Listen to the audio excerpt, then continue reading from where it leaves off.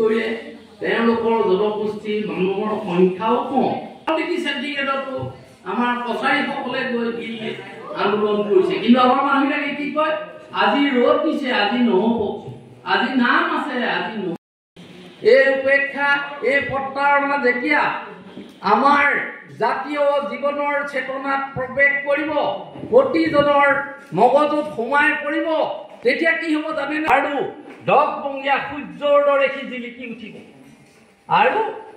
এটা ৰঙুৱা ঘোঁৰাৰ দৰে তেতিয়া আমি আগবাঢ়ি যাব পাৰিম যেন দিগ্বিজয়হে আমি কৰিবলৈ গৈছোঁ সেইটো আমাক লাগিব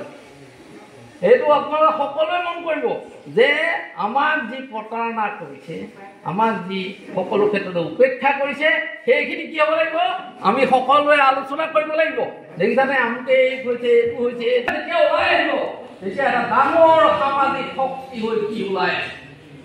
সেইদিন আৰু বেছি দিনলৈ নাই আমি এতিয়াই তাক চেষ্টা কৰিব লাগিব তেতিয়াহ'লে কি হ'ব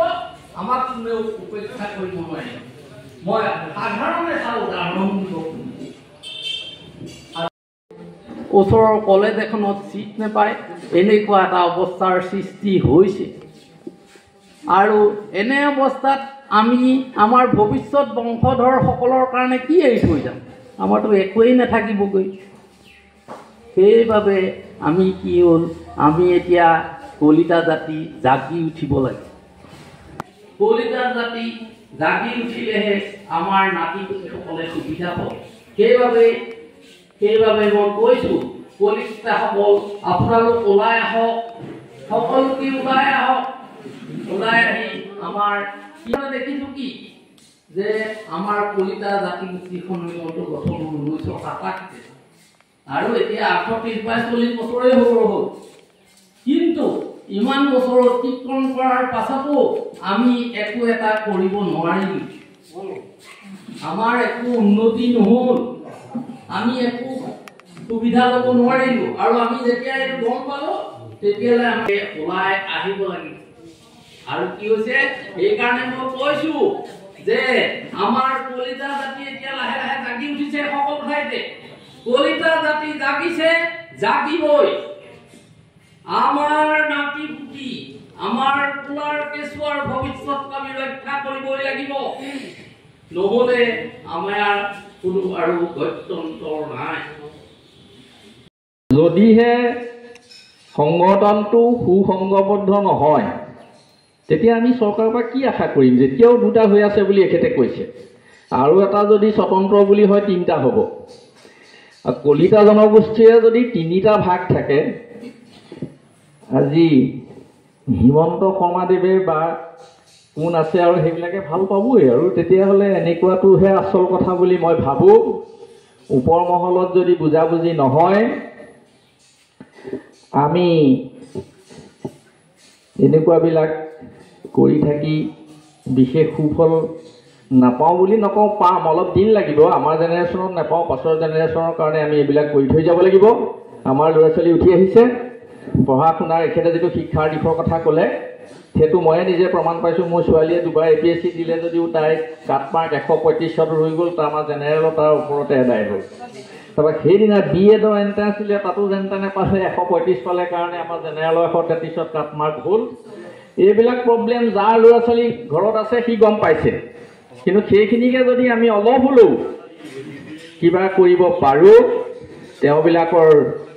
অন্ততঃ জ্ঞানৰ মানদণ্ড উন্নত হ'ব পঢ়া শুনা কৰি কিবা চাকৰি এটা পোৱাতকৈও যদিহে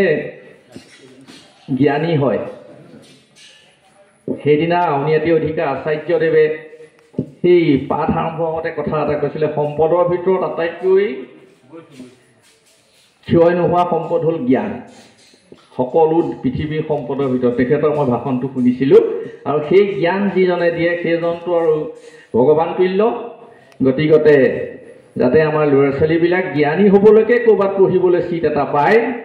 মেডিকেলত পালেওতো সি গুণী জ্ঞানী হ'ব কিবা এটা আমাক সহায় কৰিব ইঞ্জিনিয়াৰ হ'লেও কিবা এটা কৰিব বা এজন ভাল কলেজ শিক্ষক হ'লেও কৰিব গতিকতে আমি আহকচোন সকলোৱে সুসংঘবদ্ধ হওঁ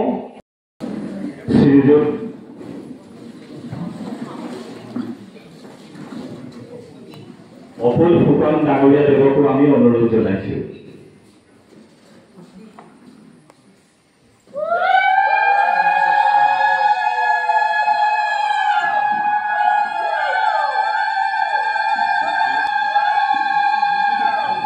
কলিতা জনগোষ্ঠী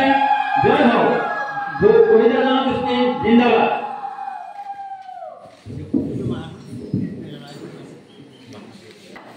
সদৌ অসম কলিতা জনগোষ্ঠী সন্মিলন জিন্দাবাদ জিন্দাবাদ জিন্দাবাদ।